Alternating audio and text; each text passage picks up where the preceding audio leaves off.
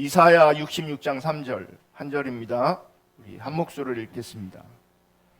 소를 잡아 드리는 것은 살인함과 다름이 없이 하고 어린 양으로 제사 드리는 것은 개의 목을 꺾음과 다름이 없이 하며 드리는 예물은 돼지의 피와 다름이 없이 하고 분향하는 것은 우상을 찬송함과 다름이 없이 행하는 그들은 자기에게를 택하며 그들의 마음은 가증한 것을 기뻐한즉. 아멘. 오늘은 거짓된 예배 10번째 시간이고요. 지난 시간까지는 신앙에 대한 왜곡된 이해인 율법주의, 거짓신앙 체계인 율법주의에 대해서 살펴봤습니다. 오늘은 이 율법주의에 기초한 거짓된 예배에 대해서 살펴보려고 합니다. 여러분, 하나님의 백성들이 거짓신앙에 빠지면 신앙 전반에 대해서 왜곡된 이해를 가지게 됩니다. 그러니까 거짓신앙에 빠지면 신앙 전반에 대해서 왜곡된 이해를 가지게 됩니다.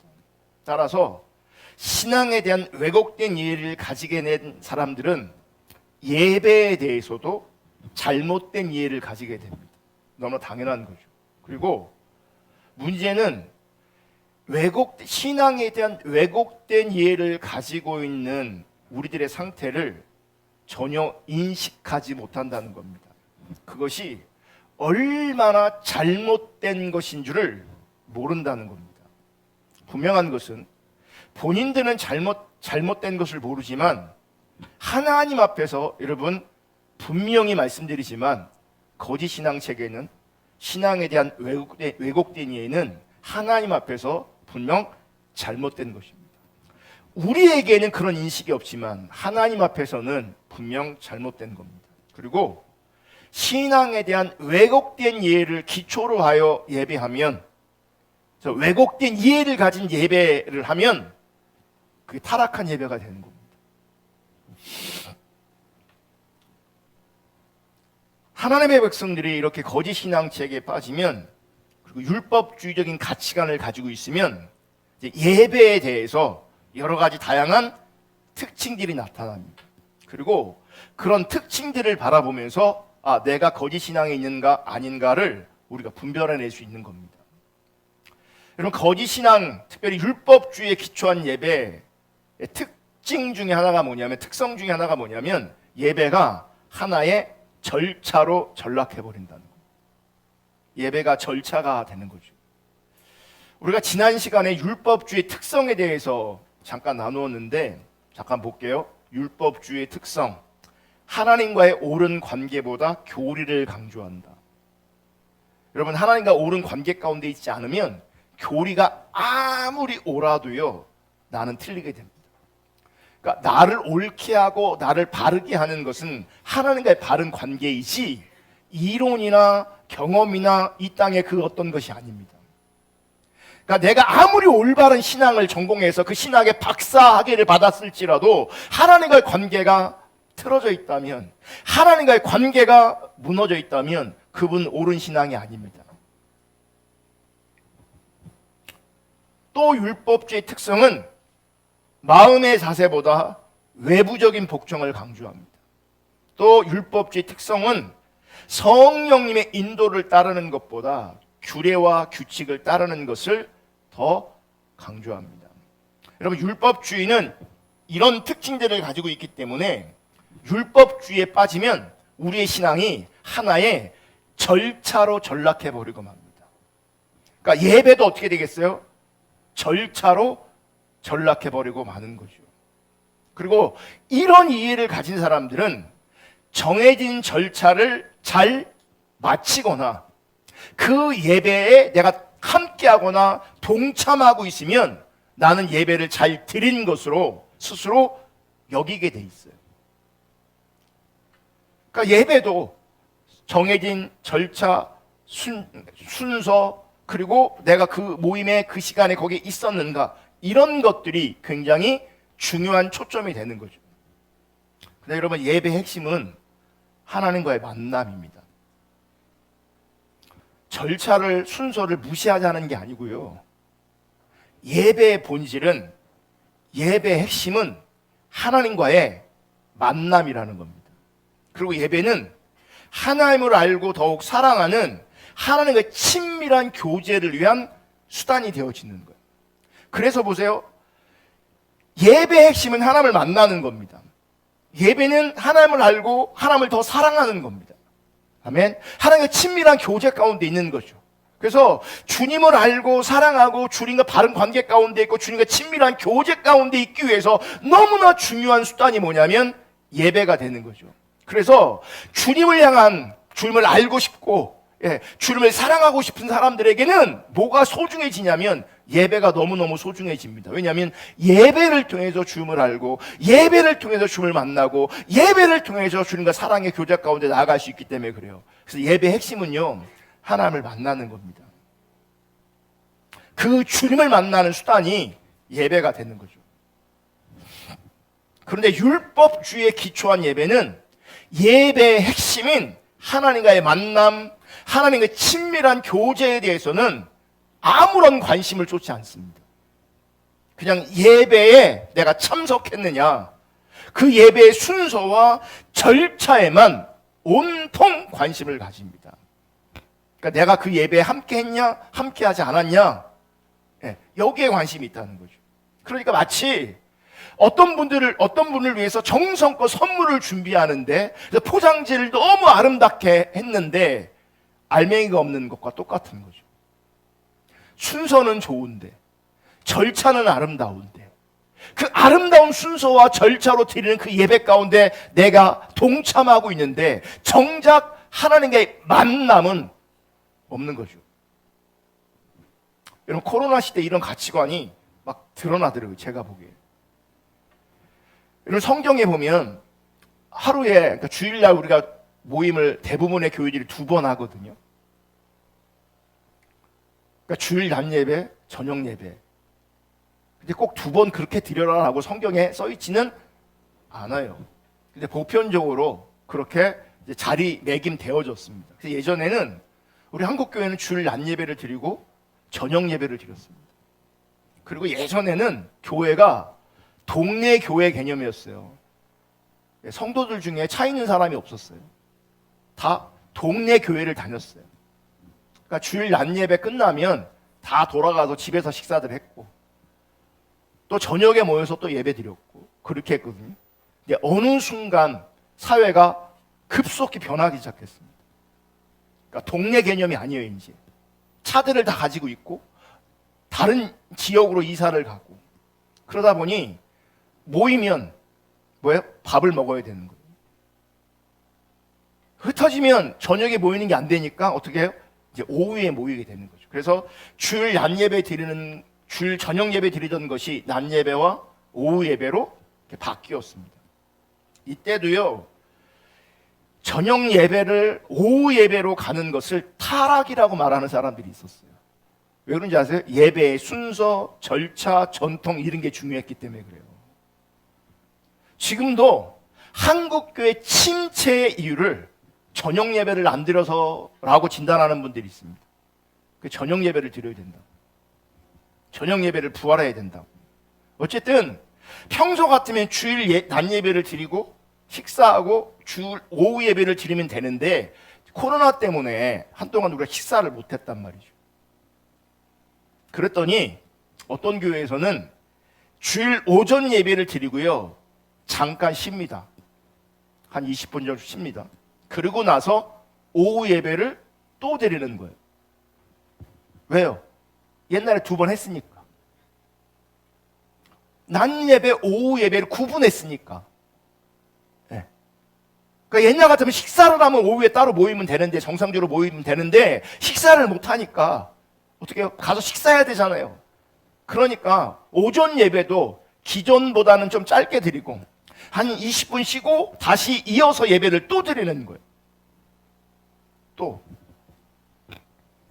사실은 코로나 아니더라도요, 시골의 어떤 교회는 식사를 섬기기 어려우시니까 사람들이 없고 또 연세들이 드셔서 섬길 분이 없으니까 주일 낮 예배 드리고 잠깐 쉬고 오후 예배 드리고 그냥 그리고 이제 돌아가는 거죠. 이제.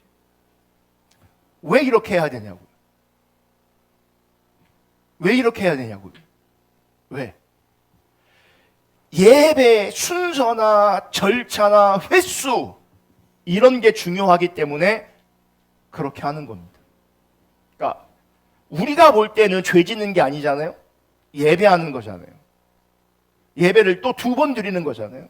그럼에도 불구하고 가만히 들여다보면 그 안에 하나님과의 만남이 중요한 게 아니라 뭐예요? 그 예배에 대한 횟수, 순서와 절차 이런 것들이 중요하고, 그래서 그런 것들을 예배로 드렸다고 생각하는 겁니다. 이게 하나님 관점에서 보면 전적으로 타락한 예배일 수 있는 거죠. 그래서 율법주의에 기초한 예배는 예배가 하나의 절차로 전락해버립니다. 또 율법주의 예배에서는 하나님에 대한 사모함과 갈급함이 없습니다. 이게 굉장히 중요합니다. 이제 여러분, 율법주의에 기초한 예배에서는 그 초점이 하나님을 만나는 것이나 하나님과 친밀한 교제에 있지 않기 때문에 하나님에 대한 사모함과 갈급함이 없습니다. 하나님을 만나는 것이 예배의 핵심이고 초점이라면 그분을 만나고 싶은 마음이 있어야 될 거 아니에요? 그게 갈급함이고 그게 사모함이거든요. 하나님 그분을 향한 마음이 없어요. 그러니까 그 갈급함이 없죠. 그 사모함이 없죠. 여러분, 우리 신앙에 있어서 가장 중요한 요소 중에 하나가 뭐냐면 하나님 그분 자신에 대한 사모함과 갈급함이요. 우리 신앙에 대해서. 그러면 예배도 이 갈급함과 이 사모함이 중요한 요소가 되는 겁니다.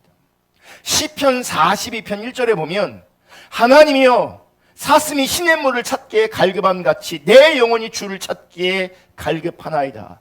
여러분, 이 시편 고백이 하나님을 향한 참다운 신앙의 상태를 말해주고 있는 겁니다. 여러분, 하나님 앞에 합당한 신앙, 참다운 신앙의 모양이 아니고 그 상태는 뭔지 아세요? 하나님을 향한 사모함과 갈급함이에요.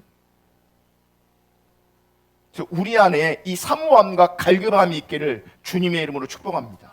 그런데 율법주의 예배에서는 이 갈급함, 이 사모함이 없습니다. 하나님의 백성이 이 거짓 신앙 체계인 율법주의에 빠지면 하나님에 대한 갈급함, 사모함은 사라지고 그 자리에 안일함이 자리합니다. 안일함. 요한복음 3장에 라오디게아 교회가 있거든요. 보시면 계시록 3장 15절 내가 내 행위를 아노니 내가 차지도 아니하고 뜨겁지도 아니하도다. 내가 차든지 뜨겁든지 하기를 원하노라. 그러니까 타락한 신앙, 거짓 신앙, 특별히 율법주의 신앙의 특징이 뭔지 아세요? 이것도 저것도 아니에요. 이것도 저것도 아니에요. 그러니까 하나님이 없으니까, 하나님을 향한 갈급함, 하나님을 향한 사모함이 없으니까 신앙생활함에 있어서 이것도 아니고 저것도 아니에요. 내가 이같이 미지근하여 뜨겁지도 아니하고 차지도 아니하니 내 입에서 너를 토하여 버리리라. 내가 말하기를 나는 부자라 부유하여 부족한 것이 없다 하나 내 곤고한 것과 가련한 것과 가난한 것과 눈먼 것과 벌거벗은 것을 알지 못하는도다. 뭐냐면 안일함에 빠집니다. 그러니까 하나님을 향한 사모함, 갈급함은 없고 그 안에 안일함이 자리 잡아서 이것도 아니고 저것도 아닌 상태가 되어버리는 거죠. 이게 율법주의에 빠진 증상입니다. 여러분, 율법주의는 육신을 의지하여 하나님 앞에 서려고 하는 겁니다. 그 육신을 의지하기 때문에 안일함이 생기는 거예요. 하나님을 만나는 것이 신앙이고 하나님 의지하는 것이 신앙이고 하나님을 신뢰하는 것이 신앙이고 하나님 사랑하는 것이 신앙이고 그분을 아는 게 신앙이라면 당연히 하나님을 사모해야 되고 하나님을 갈급해야 되는 거죠. 그런데 하나님 그분을 신뢰하는 것이 아니라 하나님 그분을 의지하는 것이 아니라 사실은 육신을 의지하고 있어요. 그 육신은 다양한 것이 될 수 있죠. 노골적으로 세상이 될 수도 있고 돈이 될 수도 있고 뭐요? 하나님이 주신 은혜일 수도 있어요. 어쨌든 하나님 그분이 아니라 다른 것이 내 육신이 되고 그것을 내가 의지하고 있다면 그 사람 안에는 반드시 안일함이 나옵니다. 안일함이. 라오디게아 교회의 경우는요, 세상의 부로 말미암아 그들 가운데 안일함이 가득했습니다. 그들 스스로도 우리는 부자라 부요하여 부족함이 없다 그래요. 이 얘기 뭔지 아세요? 자기의 이게 교회든 개인의 삶이든 너무 만족스러운 거예요. 내 삶이 너무 만족스러운 거예요. 내 삶이 너무 행복할 수 있어요. 문제는 나는 육신을 의지하여 행복하고 평안한데 하나님을 향한 사모함과 갈급함을 없다는 거죠. 영적으로는 아니라다는 거죠. 근데 보세요. 하나님은 그 라오디아 교회를 바라보면서 자기들은 부자라 부요하여 부족함이 없다. 우린 너무 풍성해요. 행복해요. 만족스러워요. 라고 말하고 있지만, 그렇게 인식하고 있지만 하나님 보실 때는 철저하게 그들은 눈멀고 가난하고 가련하고 벌거벗었어요. 그러니까 그들이 의지하고 있는 것으로, 그들이 만족하고 있는 것으로 그들은 이미 안일해져 있어서 하나님 앞에서는 이것도 아니고 저것도 아닌 미지근한 자리에 있는 거죠. 근데 그 미지근한 자리가요, 토하고 싶은 자리예요. 하나님 보실 때는. 그들에게 그래서 하나님의 인자가 거쳤습니다. 말씀해 보면 그 라오디게아 교회 바깥에 예수님이 계셨어요. 예수님이 그들 안에 있지 않고 그들 바깥에서 두드리고 계셨어요. 요한계시록에 라오디게아 교회 말고도 여러 교회가 나오는데 칭찬 한마디가 없는 교회가 라오디게아 교회예요. 왜요? 육신을 의지함으로 말미암아 하나님 없는 안정감, 하나님 없는 부요함, 하나님 없는 풍요로움, 그 자리에서 하나님 앞에 그들은 책망만 드는 거예요. 그들은 영적으로 안일했어요. 여러분, 거짓 신앙은요, 어떤 단체나 집단의 문제가 아닙니다.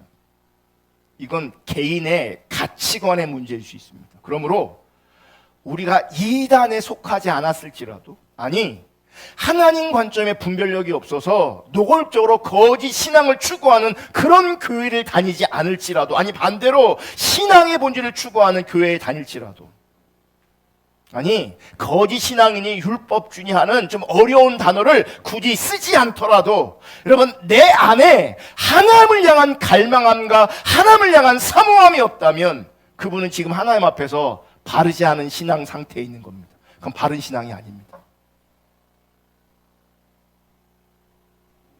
이제 하나님을 향한 사모함과 갈급함이 여러분 내 신앙의 척도고 기준입니다. 우린 이렇게 말할 수 있어요. 나는 이단에 속하지도 않았어요. 나는 거짓 신앙을 전하는 그런 교회에 속하지도 않았어요. 우리는 신앙의 본질을 추구하는 그 교회에 속하고 있어요.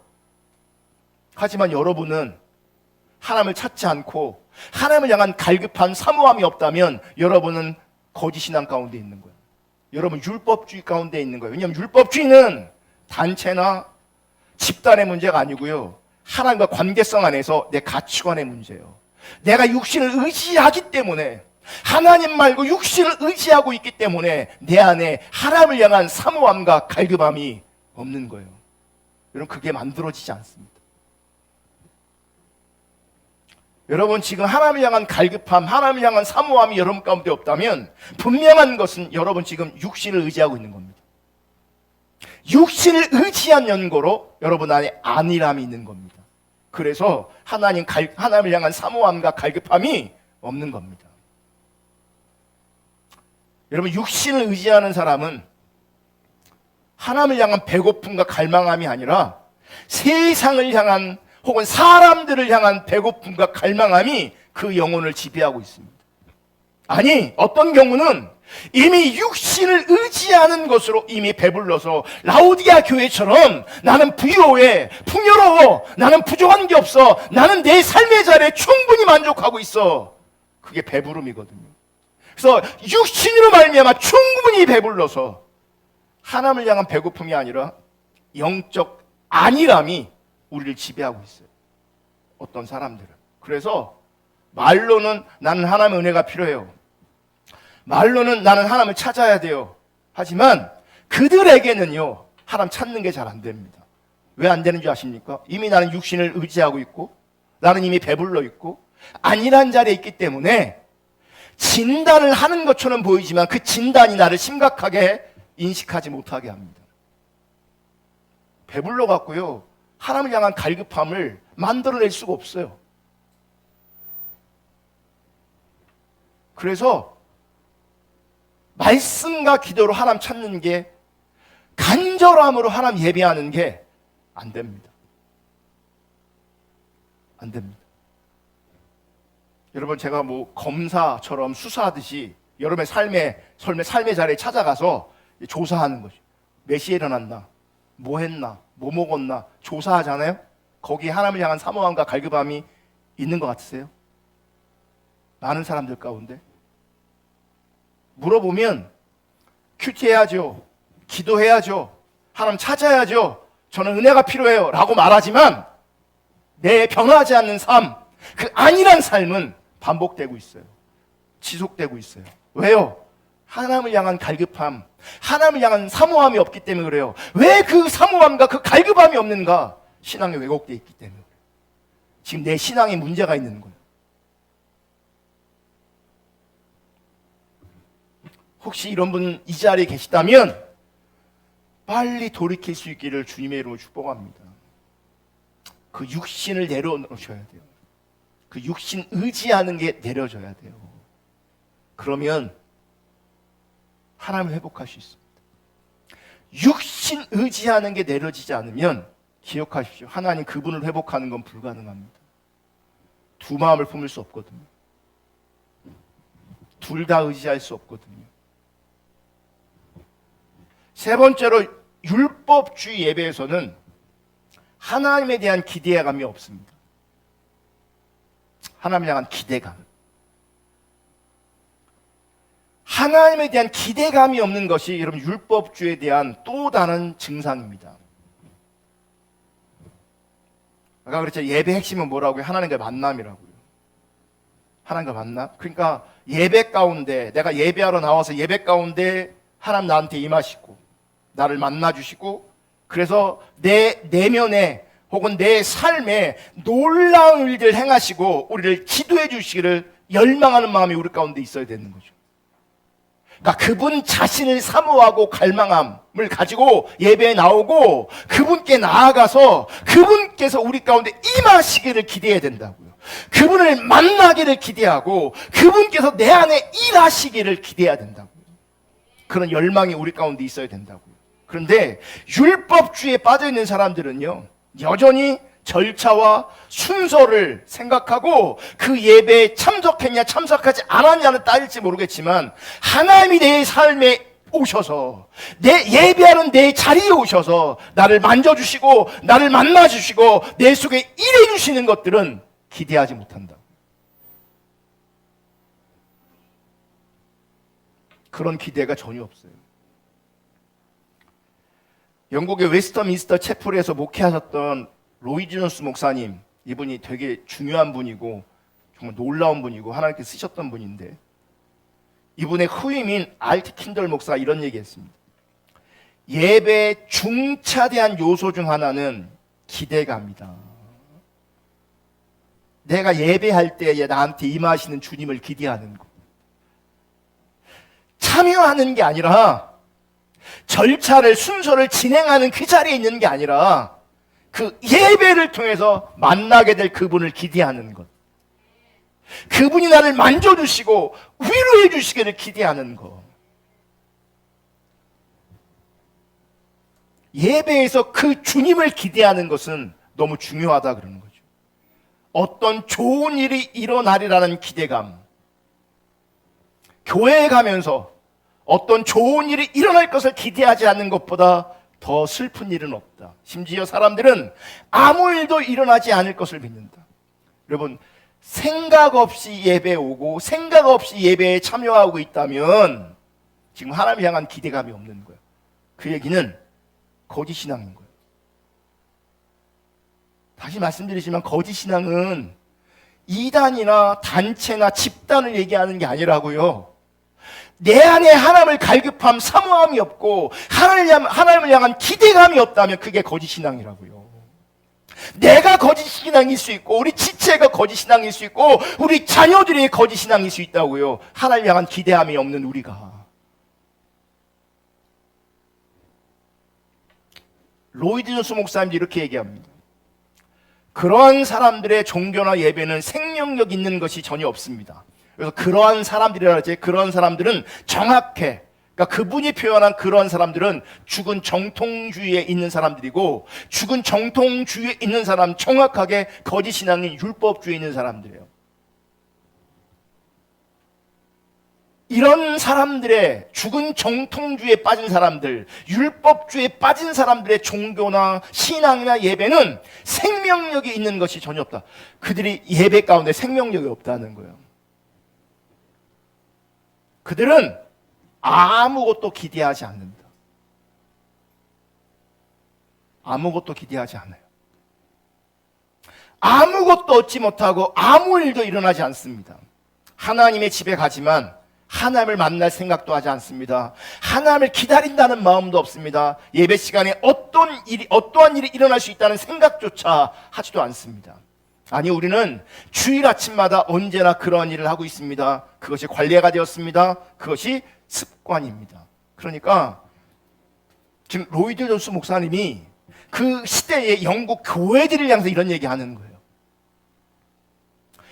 로이드 존스 목사님이 말씀하시는 죽은 정통주의에 빠져있는 사람들은 어떤 특정한 집단이 아니라 그 시대의 신앙인들, 그 시대의 교회들을 향해서 말하고 있는 거란 말이에요.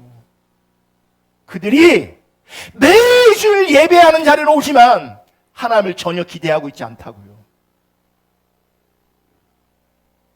그냥 그게 관례가 되었고 습관이 되었고 그냥 문화가 된 거예요.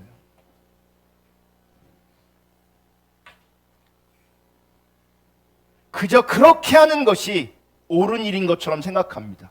다시 말하면 예배에 참석하면 나는 옳은 일을 한 거야.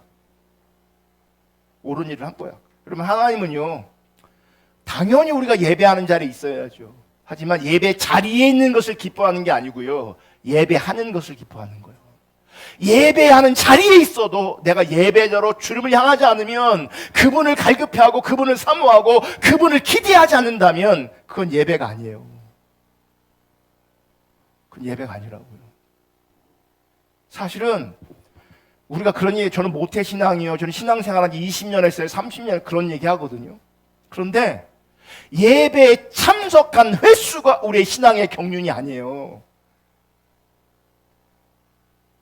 이렇게 저렇게 다 해체해버리면 아무것도 안 나는 사람이 있을 수 있어요. 예배한 적이 없어요. 예배에 참석한 적은 있을지 몰라도 예배한 적이 없는 거예요. 예배한 적. 하나님께서 갑자기 자기 백성들에게 찾아오셔서 그들에게 임하시고, 하나님의 성전에서 사람들 존재 자체가 사로잡힘을 당하고, 하나님께서 가까이 계시다는 것을 의식하고 하나님의 능력을 느낄 수 있는 것, 그러한 일들이 일어날 수 있다는 것을 전혀 생각지도 않습니다. 모든 것이 형식적이고 그저 모든 것이 잘 되어 간다는 식으로 자만에 빠진 모습입니다. 아니라는 거죠. 여러분, 율법주의 예배에서는 하나님과의 만남을 기대하지 않습니다. 오늘 우리가 예배하고 있고 예배 드렸고 예배하고 있는데, 여러분, 하나님과의 만남을 기대하지 않았다면 우리의 예배는 왜곡된 예배입니다. 우리의 예배는 잘못된 예배입니다.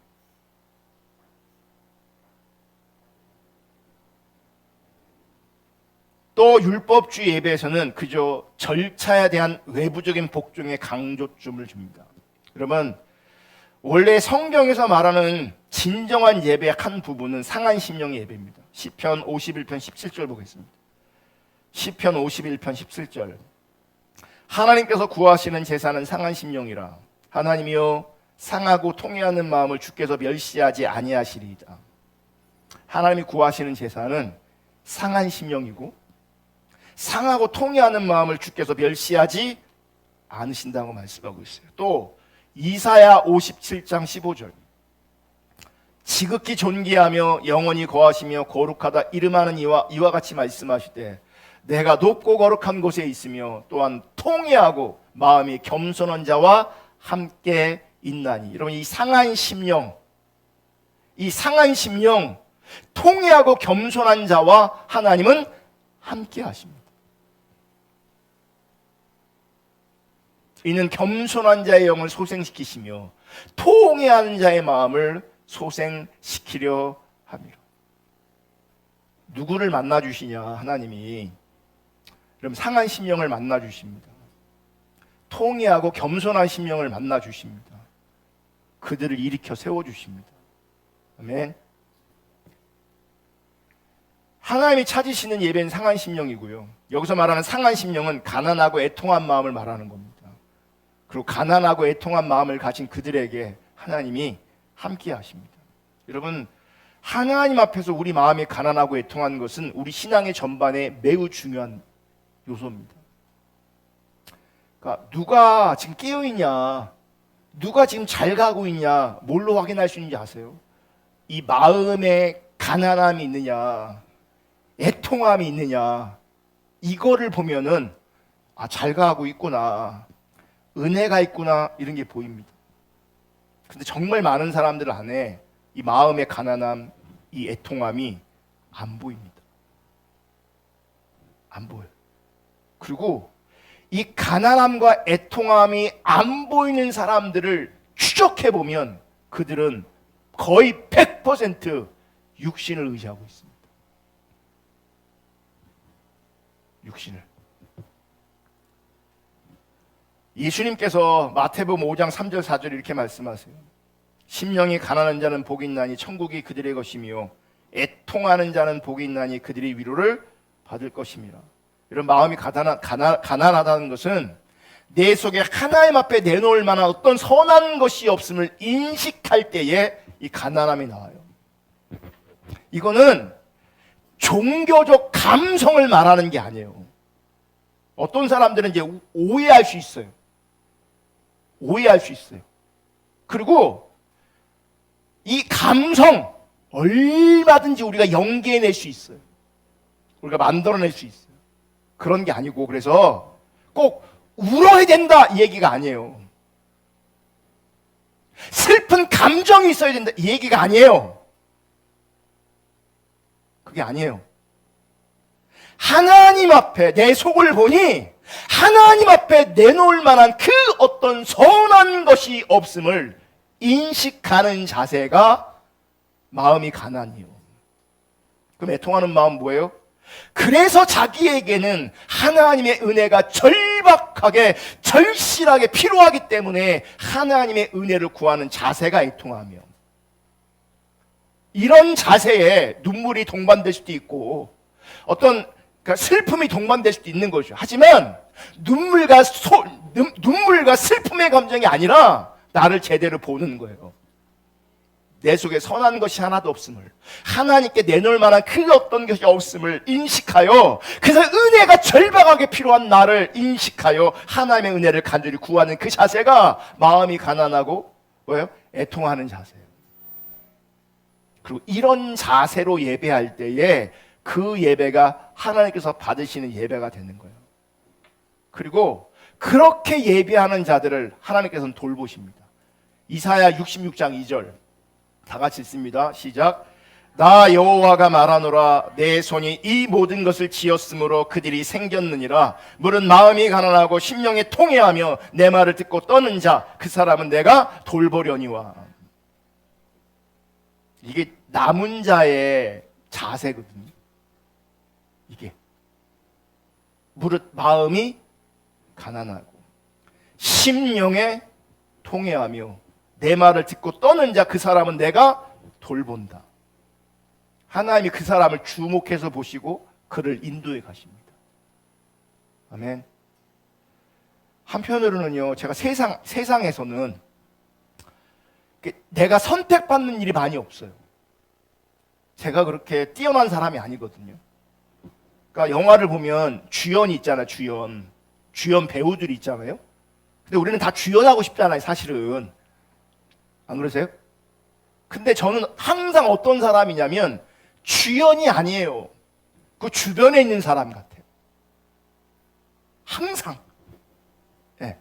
그러니까 사람들이 주목해서 보는 인생이 아니었어요. 사람들이 저를 선택하는 그런 인생이 아니었어요. 그럼 그런 부분에 목마름도 있었어요. 인정받지 못하는, 선택받지 못하는, 주목받지 못하는, 인기가 별로 없는.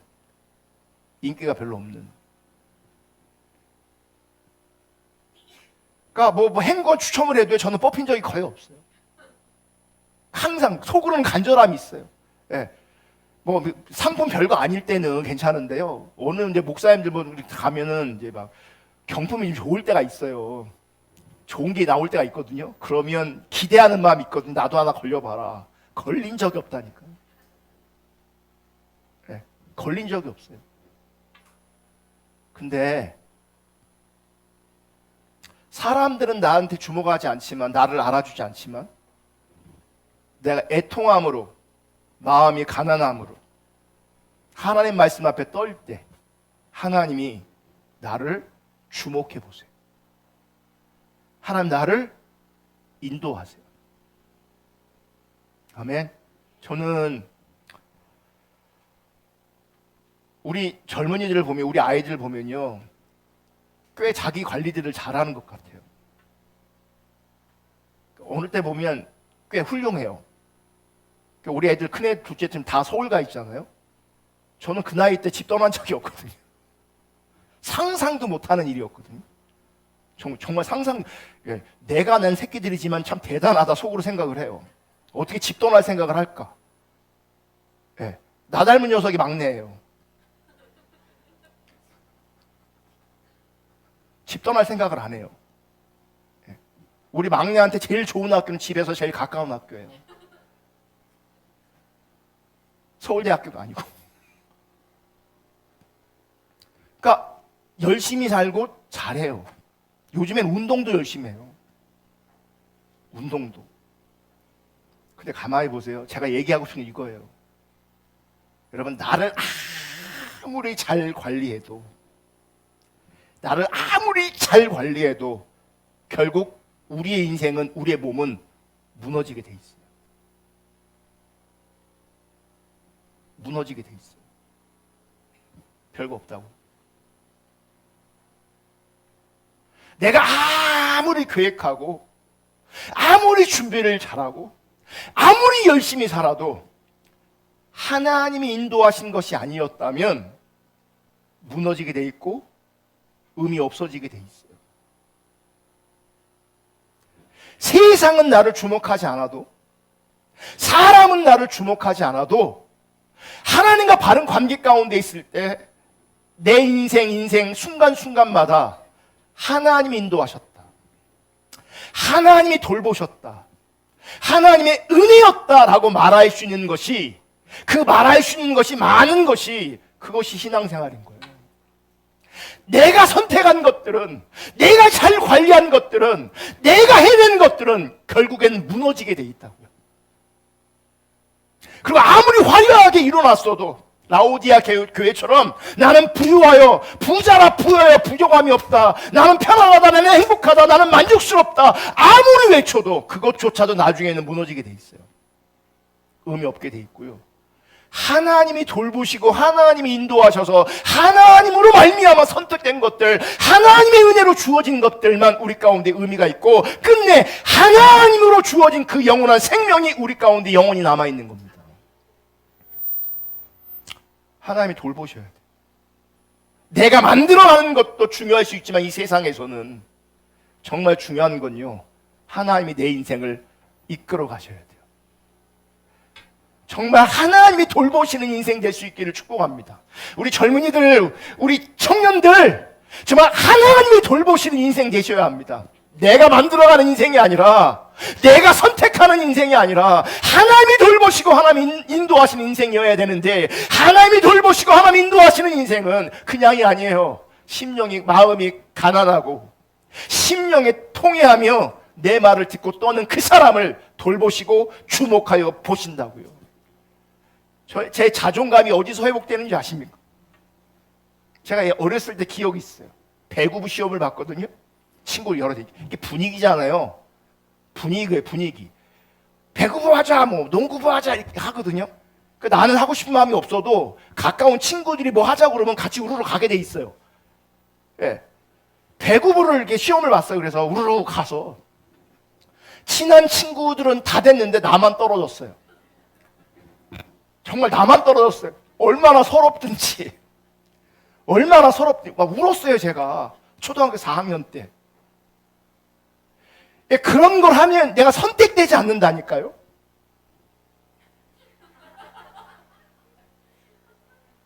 내 인생이 그래. 그러니까 사실 제 자존감이요, 그게 굉장히 낮았어요. 사람 앞에 서는 거 되게 힘들고 어렵고 부담스럽고 되게 어려웠어요. 근데 어느 순간 하나님이 저를 이렇게 만져가시는데 제 자존감이 살아나는 시간이 언제인 줄 아십니까? 하나님 앞에 있을 때. 사람들은 날 알아주지 않지만 또 내 삶의 자리가 내세울 만한 것이 없어요. 정말 내세울 만한 게 없어요. 저는 어렸을 때 친구를 집에 데려오는 걸 부끄러워했어요. 집같이 안 생겨서. 집같이 안 생겨서. 시레트 같은 거 있잖아요. 건물 처음 앞에 벽 옆에 시레트 같은 거 막아갖고 그런 자리에서 집도 집 같지도 않은 집에서 정말 많은 시간 살았거든요. 그러니까 교회를 오는 사람들은, 교회 오는 친구들은 당연히 노출되어 있고 다 아니까 상관이 없는데 학교 가면 다른 친구들을 우리 집에 데리고 올 수가 없었어요.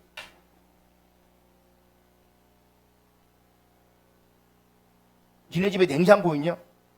없어. 니네 집에 텔레비전 있냐? 없어.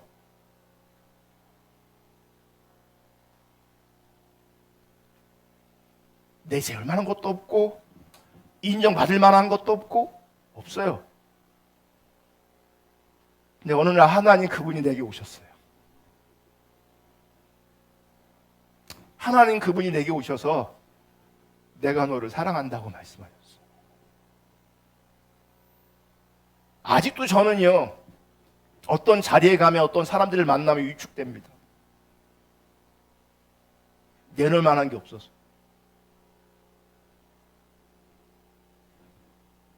그런데 하나님 앞에 있으면 내 자존감이 올라갑니다. 내가 너 사랑해. 내가 너를 주목하고 있어. 화려하진 않지만, 대단하진 않지만 내 인생의 여정에서 제가 분명히 말할 수 있는 게 있어요. 하나님이 인도하셨다. 하나님이 인도하셨다고. 하나님이 주셨다고. 하나님이 하셨다고. 여러분, 그게 예배입니다. 하나님이 하셨다고 얘기하는 거, 그게 예배고요. 그 하나님이 그 행하신 그 일에 대해서 감사하는 거, 그게 예배예요. 하나님이 날 사랑하신다고 말씀하실 때 감사해요 라고 해서 그분의 은혜와 사랑을 누리고 있는 거, 그거 예배예요. 그게 예배예요. 하나님이 마음이 가난한 자에게, 심령에 통회하는 자에게, 내 말을 듣고 떠는 자에게 함께 하세요. 그의 삶을 인도하세요. 그의 삶을 인도하세요. 여러분이 만든 거, 여러분이 선택한 거 결국 다 무너지게 돼 있고 결국 의미 없는 날이 오게 돼 있어요.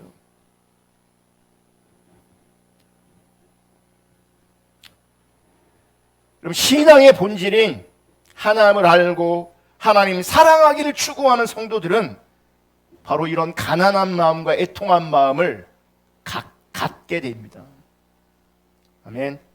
그리고 어느 때보다 하나님을 예배하러 나올 때 이 갈급하고 애통한 마음을 가지고 하나님의 얼굴을 구하며 주님께 나아가게 됩니다. 아멘. 근데 율법주의 예배에서는요, 이 애통하는 심령이 없습니다.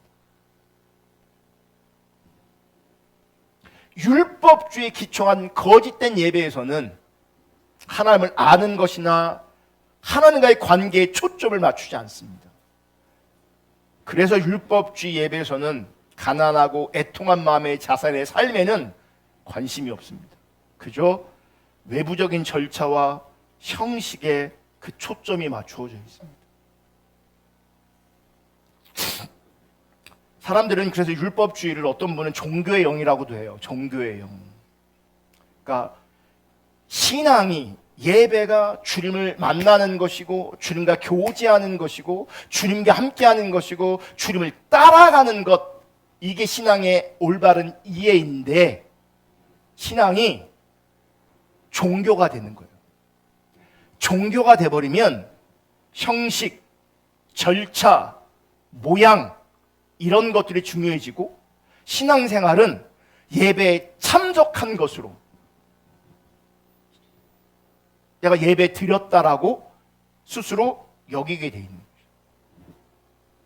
요즘에 우리 교회는 참 그런 분들이 없어서 감사한데 옛날에 코로나 전에는 영상으로 예배하는 일이 극히 드물었습니다. 그냥 와서 예배하는 게 너무나 당연했는데 코로나 때문에 모이는 게 안 되니까 어쩔 수 없이 부득불 영상으로 예배가 송출되었고 집에서 예배하게 되었어요. 그거는 예외적인 특별한 상황 가운데 허용된 겁니다. 지금은 모일 수 있잖아요. 당연히 모여야 되는 것이고. 그런데 어떤 일이 벌어지는지 아세요? 옛날에는 뭐 이렇게 하다 보면 어쩌다 좀 늦을 수 있잖아요. 늦으면 어떻게 해요? 그래도 가야 돼요. 왜냐면 가야 예배를 드리니까. 지금 어떻게 하는지 아세요? 조금 늦으면 오늘은 그냥 집에서 유튜브로 해야지. 그게 애통하는 마음이 없는 거예요. 그게 간절한 마음이 없는 거예요. 그럼 왜 그러고 있는 거예요? 절차가 중요한 거예요. 형식이 중요한 거예요. 내가 그렇게라도 예배에 참석했다라고 하는 그것이 중요한 거예요. 예배의 의미가 중요한 게 아니라 예배에 참석했어, 나는 예배를 드렸어라고 하는 그 의식이 중요한 거죠. 그게 율법주의에 기초한 예배라고요. 이게 왜 무섭냐면 오늘 본문으로 이사야 66장 3절을 읽었어요. 그럼 율법주의에 기초한 예배는 하나님께서 안 받으실 뿐만 아니라 율법주의에 기초한 그 예배를 이방인들의 의식과 이방인들의 예배로 하나님께서 그렇게 보신다는 거예요. 그렇게 판단하신다는 거예요. 볼게요. 이사야 66장 3절 다시 볼게요. 소를 잡아 드리는 것은 살인함과 다름이 없이 하고, 그러니까 모양은 뭐예요? 지금 소를 잡아 제사 드리고 있어요. 그러니까 소를 잡아 제사를 드리는 것은 율법에 지금 합한 거예요. 그런데 그게 뭐야? 살인함과 다름이 없고, 이게 뭐냐면 인신 제사를 표현하는 거예요. 이방인들이 제사 드릴 때 여러분 사람을 잡아서 제사를 드렸어요. 어린 양으로 제사 드리는 것은 개의 목을 꺾음과 다름이 없이 하며, 모양은 뭐예요? 어린 양으로 제사를 드리고 있어요.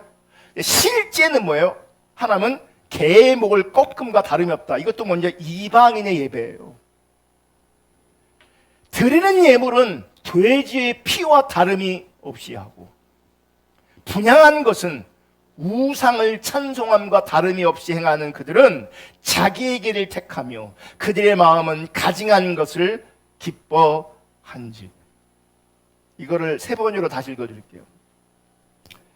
소를 죽여 제물로 바치는 자는 사람을 제물로 바치는 자와 같다. 양을 잡아 희생제물로 바치는 자는 개의 목을 부러뜨리는 자와 같다. 부어드리는 제물을 바치는 자는 돼지의 피를 바치는 자와 같다. 실제로 사람 잡지 않았고 실제로 개의 목을 부러뜨리는 게 아니에요. 실제로 돼지의 피를 바치는 게 아니에요. 모양은 뭐예요? 율법에 합하고 있다고요 지금. 근데 꼭 그와 같다라고 말하는 거예요. 분향을 드리는 자는 우상을 찬미하는 자와 같다. 이러한 제사장들은 나의 뜻을 묻지 않고 제 뜻대로 한 자들이다. 기억하세요. 자기 뜻대로 살고 있는 사람들, 자기 뜻대로 살면서 이렇게 예배하는 사람들은 다 거짓 신앙에 기거하는 거예요. 다. 오히려 가증한 우상 숭배를 즐겼다. 사실은 여호와여 이러고 있지만 실제는 우상을 숭배한 것과 똑같은 거예요. 가증한 우상들을 진정으로 좋아하였다. 지금 말씀을 보면요, 하나님께 드렸던 제사와 하나님께 드렸던 그 예배를 살인, 개, 돼지를 드리는 제사, 그리고 우상 숭배에 비유하고 있어요. 성전에 들어가 예배했는데 우상을 섬겼대요. 소를 잡았는데 사람을 죽였대요. 개 돼지를 제물로 바쳤대요. 왜 이렇게 하나님께서 말씀하시는 것일까? 1절, 2절 때문에 그래요. 자, 1절, 2절을 다시 볼게요. 여호와께서 이와 같이 말씀하시되 하늘은 나의 보좌요 땅은 나의 발판이니 너희가 나를 위하여 무슨 집을 지으랴 내가 안식할 초소가 어리랴 나 여호와가 말하노라. 그러니까 하나님이 눈에 보이는 건축물에 임하신다는 게 아니에요. 우리에게 임하기를 원하시는 거예요. 그러면서 나 여호와가 말하노라 내 손이 모든 것을 지었으므로 그들이 생겼느니라. 마음이 가난하고 심령에 통회하며 내 말을 듣고 떠는 자 그 사람을 내가 돌보려니와 하고 3절을 말씀하고 있는 거예요. 다시 말하면 모양은 율법에 합한데 실제 그들은 이방인처럼 예배하고 있는 거거든요. 그럼 이방인처럼 왜 하나님께서 그들을 이방인의 예배로 치부하시느냐? 이 상한 심령이 없는 거예요. 이 가난한 마음이 없는 거예요. 오늘도 이 애통하고 상한 심령으로 예배하지 않았다면 여러분은 이방인의 예배로 나간 거예요.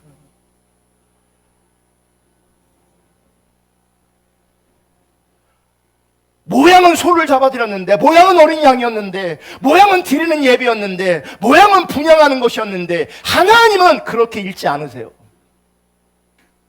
살인함과 다름이 없고 개의 목을 꺾음과 다름이 없고 돼지의 피와 다름이 없고 우상을 찬송함과 다름이 없다라고 말씀하시는 거예요. 뭐가 없으면? 이 애통함이 없으면, 마음이 가난함이 없으면, 상한 심령이 없으면 거짓된 예배가 되는 거예요. 오늘도 많은 사람들이 예배할 것인데 자기의 이 내면을 살피지 않으면서 하나님 앞에 있어야 될 이 자세들을 살피지 않으면서 많은 사람들이 예배에 참석했고 예배했다, 예배 드렸다 라고 스스로 여길 겁니다. 이방인의 제사를 드렸는데, 하나님과 상관없는 제사를 드리고 있는데,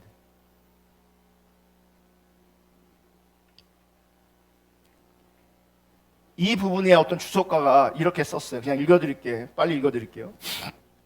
유대인에게 있어 계란 추잡함이나 경멸스러움을 상징하는 말이기도 했는데 그 목을 꺾어 죽여서 희생제물로 바치는 일은 지극히 혐오스러운 모습을 나타낸다. 또한 돼지를 죽여 제물로 바치는 일 역시 이방 제사에서나 행해졌던 혐오스러운 것이었다. 즉 마음이 가난하고 심령에 통회함이 없는 예배를 하나님 보실 때 이런 이방이 드렸던 혐오스러운 예배처럼 인식한다는 거예요.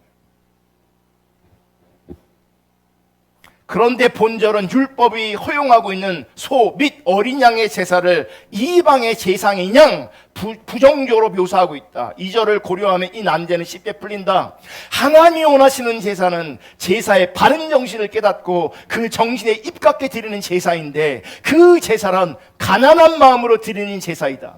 바로 이 같은 내면적 자세를 무시한 채 그냥 동물만 잡아 드리는 제사는 이방의 제사와 다를 바 없다는 것이 본절의 요지이다. 우리가 찬양의 공부를 예배해도요, 이 마음의 자세가 없다면 이방의 제사와 다를 바가 없는 거예요. 여러분의 예배에 마음이 실리기를 축복합니다. 마음이 가난한 애통한 그 마음이 실려지기를 주님의 축복합니다. 그래야 하나님 받으시는 거예요. 놀라운 건요, 예수님 시대도 그렇고요, 초대교회 때도 인간이 잘 안 바뀌어요. 그러니까 예수님이 어떻게 하십니까? 성전을 뒤집어 엎어버립니다. 사도행전 7장 47절 볼게요. 이것만 읽고 마치겠습니다. 솔로몬이 그를 위하여 집을 지었느니라. 그러나 지극히 높으신 이는 손으로 지은 곳에 계시지 아니하시나니 선지자가 말한 바 주께서 이르시되, 이게 선지자가 말한 바 주께서 이르시되, 이게 이사야 66장을 말하는 거예요. 그거 지금 똑같이 인용하고 있는 거예요. 하늘은 나의 보좌여 땅은 나의 발등상이니 너희가 나를 위하여 무슨 집을 짓겠으며 나의 안식할 처소가 어디냐. 이 모든 것이 다 내 손으로 지은 것이 아니냐 함과 같으니라 라고 말씀하시면서 그 시대의 영적 상태를 표현하세요. 말씀하세요. 51절, 목이 굳고 마음과 귀에 할례 받지 못한 사람들아, 너희도 너희 조상과 같이 항상 성령을 거스리는도다. 여러분, 그들은 모양적으로 하나님과 성령을 거스린 적이 한 번도 없어요. 그분들은 이방인의 형식을 취해서 예배한 적도 없어요. 다 율법에 합했어요. 그런데 그들은 율법의 모양은 합했을지 모르겠지만 그들의 내면은 이방인의 제사였고, 모양은 합했을지 모르겠지만 그들은 지금 성령을 거스리고 있어요. 하나님이 없다고요.